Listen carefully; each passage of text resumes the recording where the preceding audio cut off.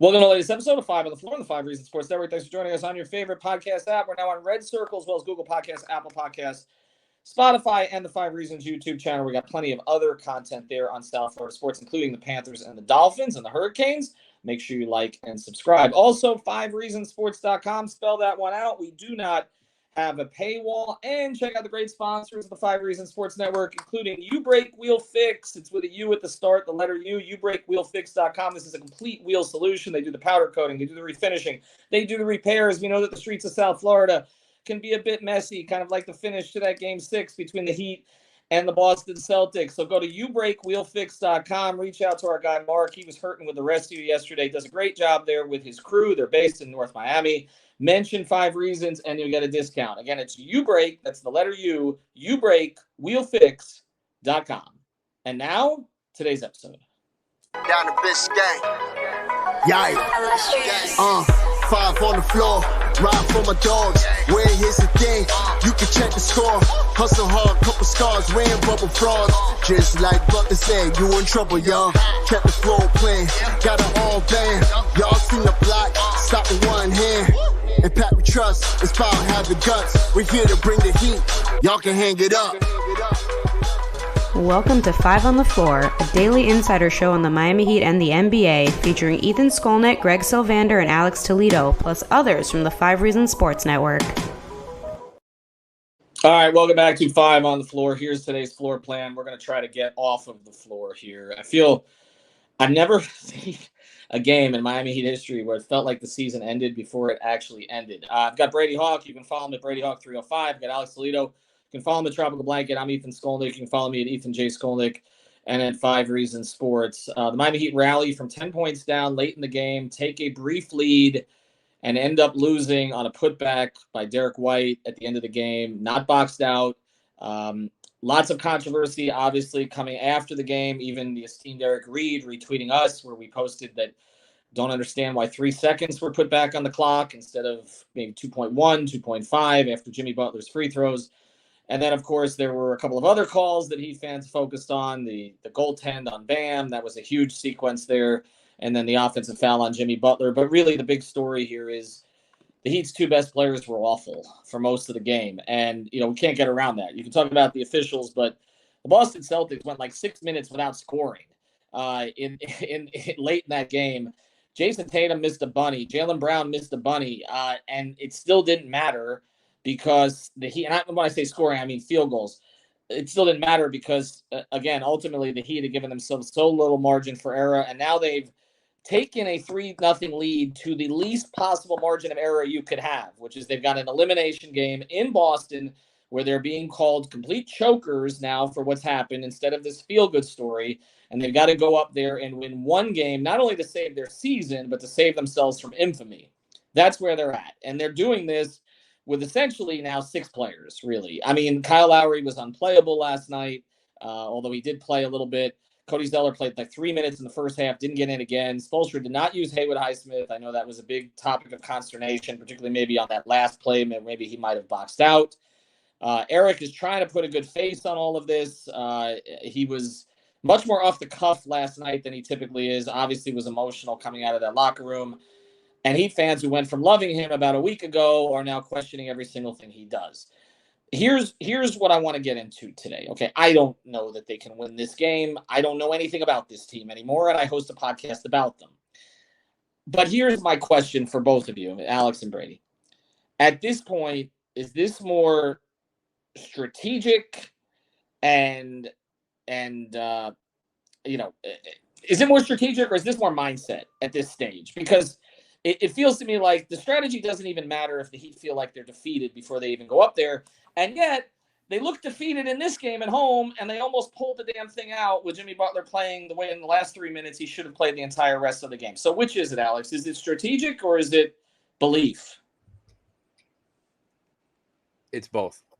I know you don't want to hear it. I know you don't want to hear it. I knew you were going to do that, so I went to you first, but go ahead. The problem is, I think it's mindset more, right? So I'll say that. I think the mindset thing is more, but it's hard not to think of scheme stuff when you talk about Jimmy and Bam. Like that, like you said, is the biggest story in all of this, right? Like, and just going over some of the stuff that happened, right? You contain Jason Tatum to 8 of 22 from the field, 36%.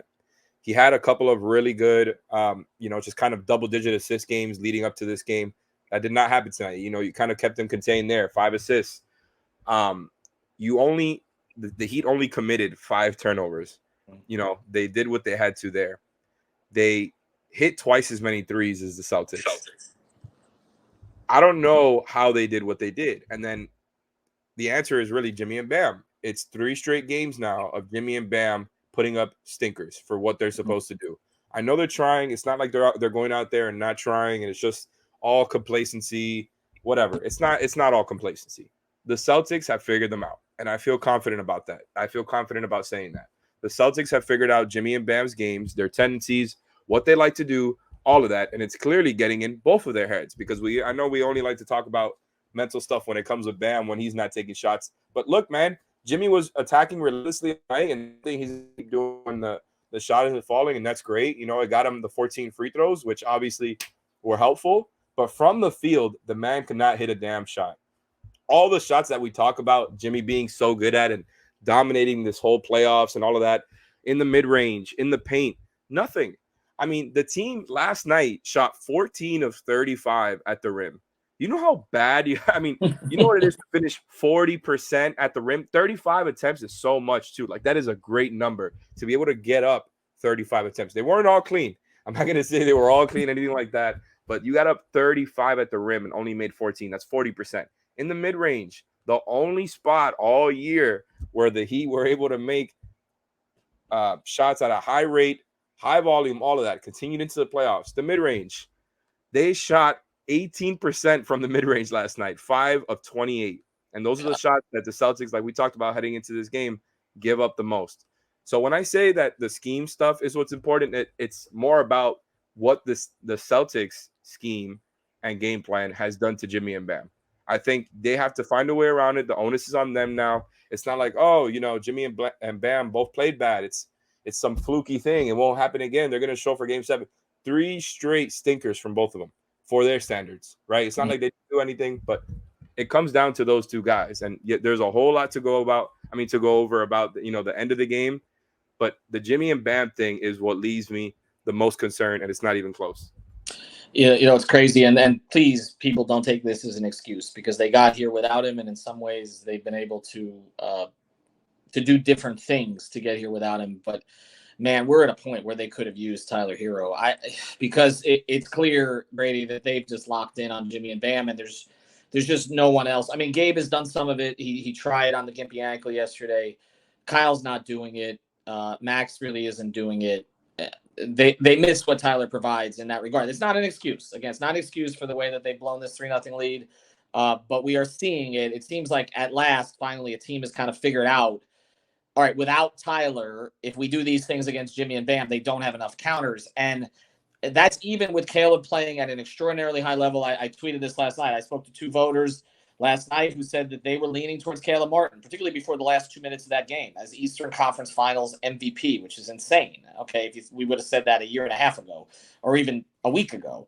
But they don't have enough counters. So how do they – because I'm going to probably focus more on the mindset here thing. So you tell me here, Brady, like what do they do to free the 2 of them up? Free their minds, but also free their games. So to be honest, if you were to ask me the original question, I actually surprised you would heavily lean the mindset thing. Like I really am at that point where it's mental. I remember we said before this game that my biggest takeaway from it heading into this one was that you cannot play tight. Like you have to be able to play yourself and play loose while also taming turnovers, which they did tame turnovers, but you cannot play tight. And then now you head into a game 7 situation after that type of game. And I know the whole topic here is how do you recover from it?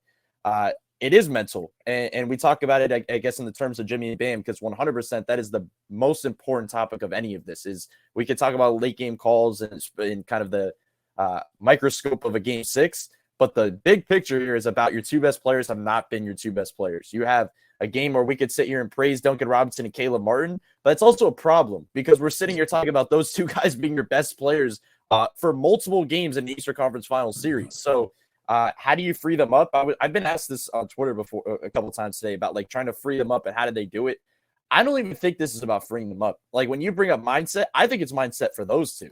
I think it totally is. And we've talked about it, to Alex's point. We talked about it with Bam all the time. And we're at a point now where I'm seeing it with Jimmy. Like, it's not schematic, in my opinion. It's schematic in terms of the fact that they're really worried about him. And if he drives, they're sending multiple bodies. And when I asked him about it, he pretty much dodged the question like he always will and say he just missed shots, which is he definitely missed shots he could probably make, but they're definitely sending help.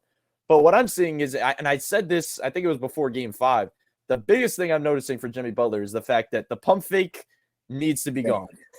Like, he needs to throw the pump fake away right now. The pump fake is what probably got them to this point, because it was just, specifically if we think back to that Milwaukee series, when even the 56-point night, he went nuclear because every time he threw a pump fake in the air, he was moving his defender around all over the place.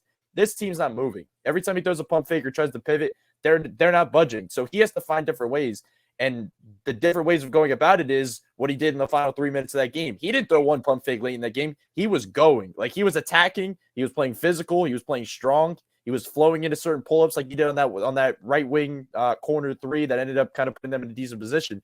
He wasn't reacting. And that feels like the same thing for Bam. There was a lot of stuff, missing bunnies around the rim. There was just a lot of that type of stuff. So I don't even think it's schematic at this point. Yeah, he can find certain matchups and he can keep attacking Derek White at times, even before, or shoot before they send the double. But I don't even think that matters. I just think he needs to see the ball go through the rim. And I think a lot of the free throw shooting late in that game is what led to that stuff. Him just seeing the ball go through was like, okay, now we can get it to a little bit of. So that's why I think it's mindset. I don't think it's schematic. I think as long as they get in the type of flow, and I know we'll kind of look forward into game 7 in a second, but it's about that element. I said before game 6, he needs to set a tone. And he didn't. Caleb Martin was the guy who set a tone. They were still ended up being in it. So I was wrong by that fact. I didn't think they'd be able to be in that game 6 if Jimmy Butler didn't set a tone. And not only did he not do that, he was extremely inefficient. Like, he was shooting himself in the foot. And it's a weird dynamic because now if in a game 7, there's no chance in the world that you can have that type of Jimmy Butler and Bam Adebayo game and think you're going to be in this game. Your best players need to be your best players. People were so concerned about Jimmy's overall play yesterday that they're asking the question of how hurt is he. So I checked that out with those close to him, and they say there's nothing new there. And honestly, I don't necessarily see it as something new physically. I mean, it does look like he's worn out to a certain degree. Like, the lift is not there, but it doesn't look like the lift problem he had with the knee and the ankle previous. I do think he's seeing bodies. And here's the thing about it too. They had a technical free throw, opportunity there. He always takes the tech. Like, he takes the tech. Like, LeBron used to do this. LeBron used to take the tech with Chalmers or Ray Allen. Well, maybe he would sometimes defer to Ray, But, like, the only time I've ever seen Jimmy defer is to Tyler on occasion, and not often. He deferred to Max yesterday. And then he missed the free throw. And by the way, Brady pointed this out during the game. And that's why I think you're getting at something here, Brady. Like, it's a mindset thing. He didn't want to take the free throw. That's what it looked like to me. Like, he didn't want to take the free throw, and then Max ended up missing it. And again, you look at 1 point, 2 points, 3 points over the course of the game. We can look at all these different circumstances. But you're right. I rewatched it today with my daughter, who didn't see the end of it yesterday. We were sitting at a sports bar. And you're right. Those last 3 minutes, Jimmy just put the ball down and went. I mean, he just went. There was none of this. And even there were certain parts of late in Dwayne's career, where he was overdoing the pump fake. Like, the pump fake was his thing. But then at a certain point, it's like they were staying down on it. And we are seeing that. And I think Mazzulla deserves some credit here, and so do the Celtics players. They have zeroed in on certain things. They've zeroed in on Jimmy's pump fake. They've zeroed in on Bam bringing the ball down low, even though they did not have a turnover issue yesterday, as Alex mentioned. But they have figured enough things out. They haven't really figured out Caleb. And I think the reason they haven't figured out Caleb is so damn decisive. Like, that's the thing. Like, and we've talked about this. The closeout on Caleb, like, he's going. Like, and he has counters to all of it. He knows in his head, like, what he's going to do, and he does not care. Every time the Heat hesitated yesterday, they had a problem. I don't want any slander of Duncan Robinson here today, because without Duncan, they don't stay in that game. But he missed the 2 shots because he hesitated, particularly the first one. Like, he took forever to shoot that one when it came out to him on the offensive rebound. That changes the game. They're thinking too much. And that's why, after the break, I want to get to this. They have to just get back to the point where they don't think at all. This Boston team, I'm sorry, is not that good. Like, they're not championship material. They're not. Because with Jimmy and Bam playing the way they did yesterday, honestly, Boston should have beaten them by 25. That's the way that I view it. Boston gave them every opportunity. Their stars did not come up big down the stretch of that game. If you look again at the missed bunnies and some other things that happened there. But Jimmy and Bam were so bad that it didn't matter. And so I don't think this is some impregnable team that they're going up to face in Boston. They're not. I think in a lot of ways they're facing themselves. And I don't want to make it seem like, okay, it's all what we did and not what they did. The Celtics, like I said, they've zeroed on certain things, I think particularly defensively. But offensively, Miami has a handle on them, I feel like, for the most part, okay? Other than the games that they've gotten off, with the short corner threes and that kind of stuff. All right, I do want to mention two more sponsors here, the 5 Reasons Sports Network. We had to do this one today. Water Cleanup of Florida. If you've got a leak in a series, I don't know that Michael and Robert and his team can handle that. But anyway, he can handle everything else. Clean up your mold, your mildew. They've also got a preventative program.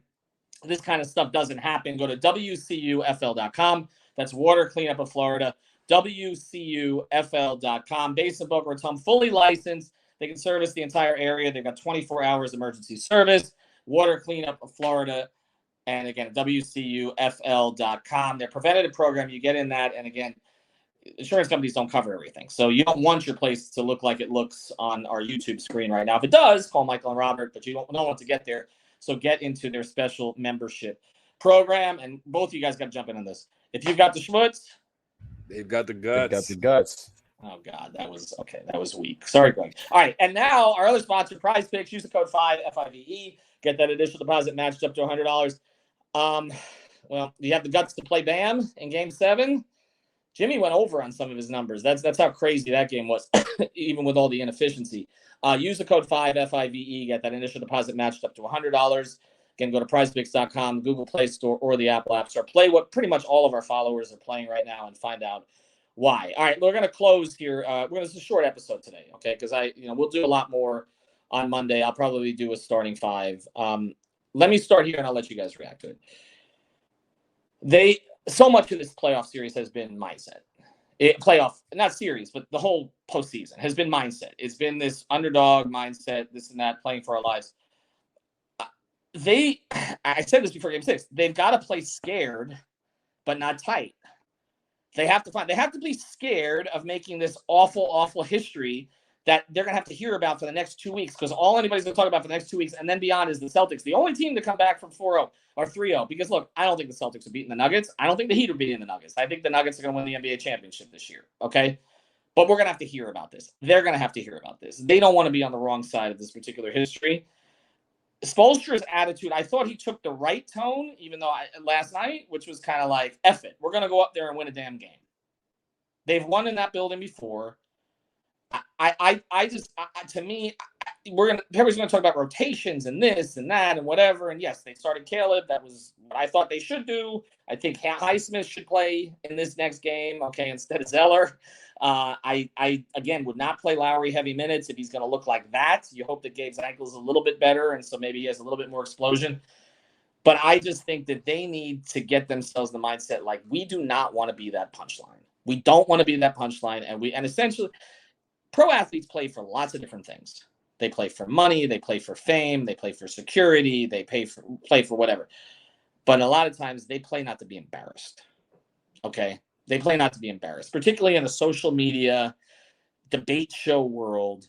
This team does not want to be embarrassed. It's like we said they were going to make history one way or the other. This is not the way that they want to make it. They have to go up there and essentially, I think it's all mindset. It's all mindset. And if somebody has to get in Jimmy's face and say, lead us, Jimmy, that's what needs to happen. Okay. And I don't know if any of his teammates can do that other than Udonis Haslem, who's not going to be on the floor.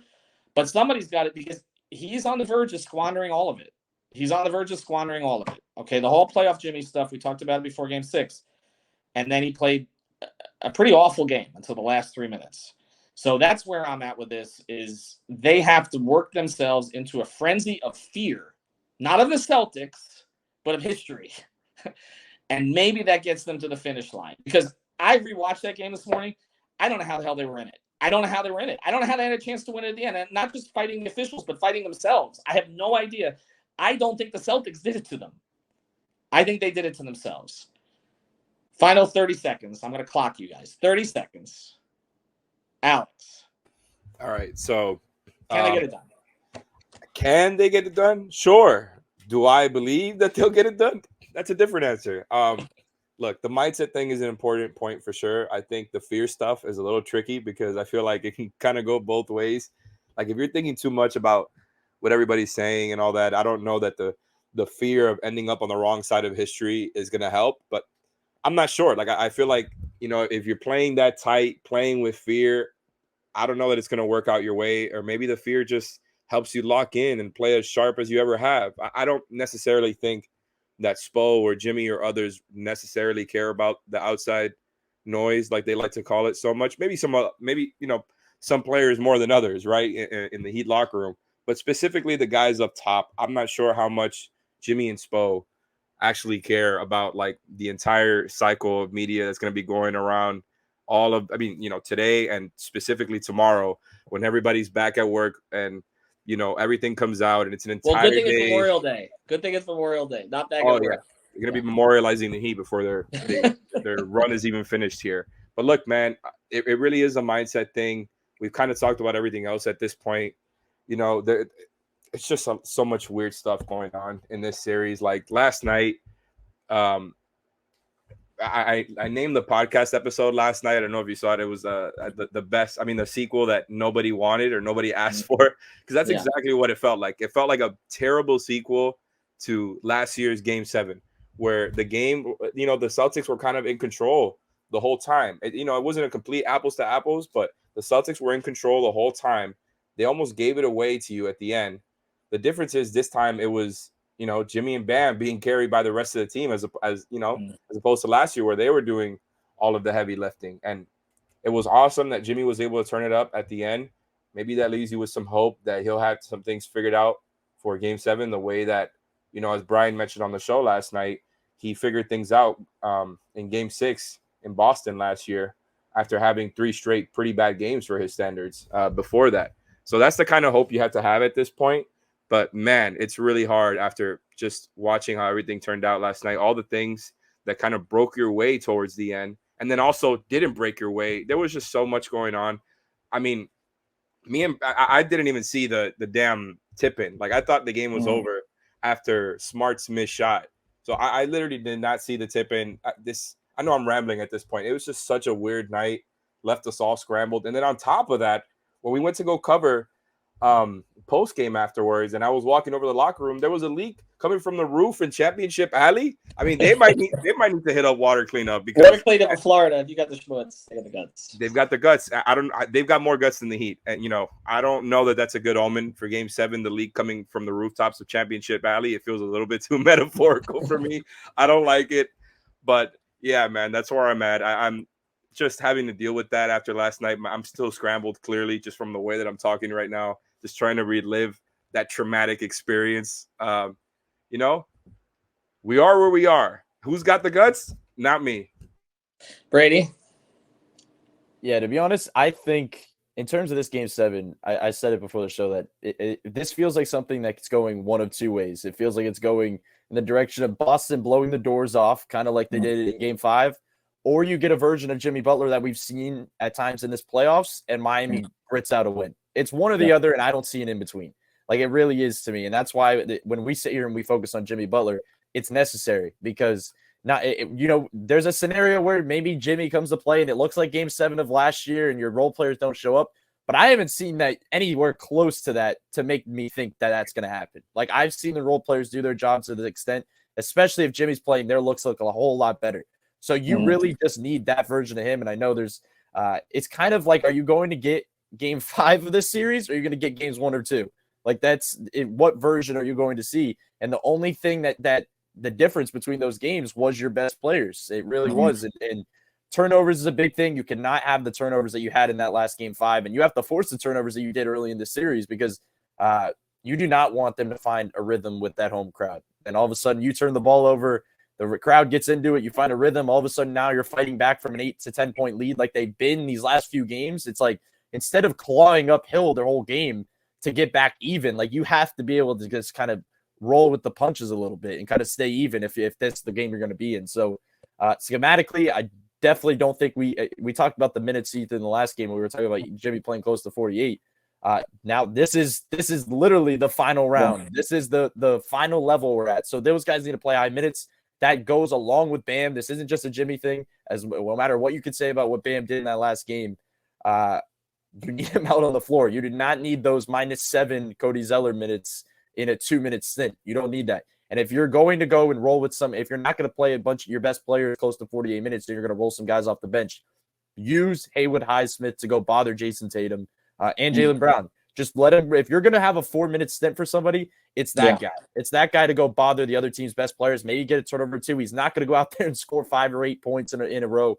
But you don't need that right now. You have your other guys to do that. And the only other thing schematically I'll say is I think they have found something, and I think they're going to lead into it a lot in Game 7 is the zone. Like we've seen them. It's looked good throughout the series. But that's one of the things that got them going late in that game. Like we're probably sitting here talking about that zone a whole lot more if we're focusing on a Heat win from that Game 6, just because it forced so many good looks on that run. Very similarly, once again, to that last year's Game 7, where they just kept forcing the looks that they wanted, and they just kept kind of getting the good result that they wanted in with Marcus Smart last year. And except this year, they got a Marcus Smart game pretty much that he was really hurting them. So that's the only difference maker. But that's pretty much it. I think there's certain difference makers that Spo can make, like the zone, the Haywood Highsmith thing. But this doesn't, and this sounds wild. In a Game 7, you're going to want to lean on the better coach. I don't feel like it's a lot on Spo in this game. Like it's a lot on, I guess, the narrative of Spo because of him blowing a 3-0 lead. We're going to look at it that way. But in terms of schematics, I don't look at it like that. I just think it's as simple of your two best guys, I keep saying it, just going, like not reacting. And it's funny because I felt we were saying this about Tatum and Brown early in the series. It was like about them. They were like a little timid at times. I felt like the defense was getting to them. Credit to Boston's defense because now Boston's defense is getting those two guys. So if they could figure it out right now, I like their chances. And you may be talking about the second option that I brought up, but it's going to be interesting. This is literally the final level. So there have been a lot of historic Game 6s. It's funny because Boston's been involved in a lot of them. Whether you go back to the 75 World Series with Carlton Fisk's home run, but then they didn't win Game 7. You go to Game 6 of the Eastern Conference Finals against the Heat in 2012, the LeBron game, but then the Heat came back and finished it in Game 7. Nobody really remembers the Game 7. Game 6, Ray Allen shot against San Antonio. Doesn't matter unless the Heat finish it off in Game 7. And honestly, that game was better than Game 6 if you actually rewatch it, but nobody remembers anything from it, much to Rio's chagrin. If you look at this Game 6 will be just sent to history if the Heat can do this. If the Heat can do this, they can reshape their entire narrative again. How many times can one team reshape a narrative during one postseason or one season? We went from they're lazy, they don't care, to, oh my God, they're the biggest dogs in the league and they're playing harder and tougher and with more will than anybody else, to now all of a sudden they're choke artists. They can flip it one more time. And I'll say this. If they can go up there and win this game, no matter what happens against Denver, you can lose by 30 in 4 straight games. You literally can go choke in the altitude and lose by 60. Nobody's going to care. This is the season. This is the legacy of this team. And to a certain degree, it's the legacy of Jimmy Butler and Bam Adebayo and the build. Go up there and compete. Make it close at the end. If the referees are going to take it from you, they take it from you. But leave it all out there. I give them a chance to compete in this game. I do. I give them a chance to compete. I'm not going to say if they're going to win. I said the series would go in 7, but I give them a chance to compete. Thanks to our sponsors, Water Cleanup of Florida. Also, youbreakwheelfix.com, PrizeFix, use the code 5. Talk to you Monday. Thank you for listening to the 5 on the Floor on the 5 Regional Sports Network.